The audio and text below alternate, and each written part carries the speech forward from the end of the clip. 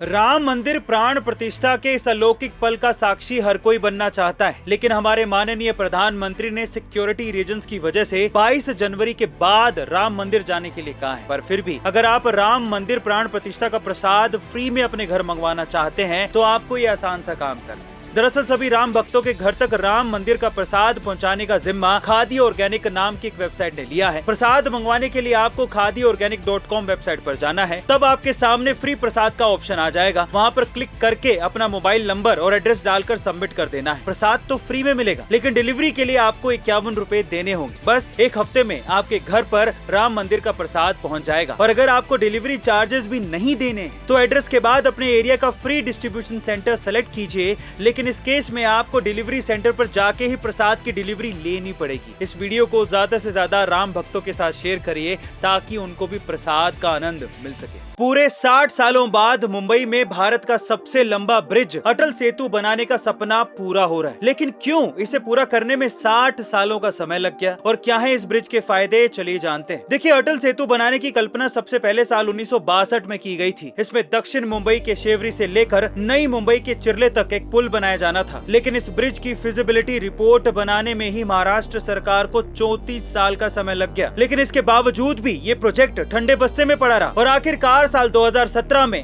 MMRDA ने इस project को रिवाइव किया और 2018 में इस प्रोजेक्ट पर काम शुरू हुआ। और अब पूरे 5 साल बाद 7,500 मजदूरों ने दिन रात मेहनत करके इस ब्रिज को बनाया है। 17,000 करोड़ रुपए की लागत से बने इस 21.8 किलोमीटर लंबे ब्रिज की वजह से मुंबई वालों का लगभग 1 घंटे का समय बचेगा और 1 करोड़ लीटर पेट्रोल की भी बचत होगी, जिससे अल्टीमेटली लगभग 26,000 मेट्रिक टन कार्बन एमिशन भी कम होगा। और इससे मुंबई को ट्रैफिक की समस्या से भी निजात मिलेगी। क्या मुंबई अटल सेतु के स्वागत के लिए तैयार है? कमेंट सेक्शन में जरूर लिखिएगा। गाइस, भारत में फ्लाइट्स के टिकट जल्द ही सस्ते होने वाले हैं। कैसे, मैं आपको बताता हूँ। देखिए, भारत में सबसे ज्यादा मार्केट शेयर रखने वाली इंडिगो एयरलाइंस ने ये घोषणा कर दी है कि वो फ्यूल सरचार्ज को पूरी तरह से हटा देगी। 3 महीने पहले जब दुनिया में ऑयल क्राइसिस चल रहे थे, तब इंडिगो ने लॉसेस को कवर करने के लिए फ्लाइट्स टिकट में फ्यूल सरचार्जेस को जोड़ दिया था, जिसकी वजह से फ्लाइट के टिकट 300 रुपए से लेके 1000 रुपए तक महंगे हो गए थे। लेकिन फ्यूल सरचार्जेस हटाने के बाद अब फ्लाइट के टिकट्स की कीमतें 1000 रुपए तक कम हो सकती हैं, जिसकी वजह से फ्लाइट से सफर करने वाले काफी लोगों को फायदा होगा। और जो लोग महंगी टिकट्स की वजह से हवाई सफर अवॉइड करते थे, वो भी अब फ्लाइट से सफर कर पाएंगे। गाइस, आपको एक गुड न्यूज कैसे लगी? कमेंट सेक्शन में जरूर लिखिएगा।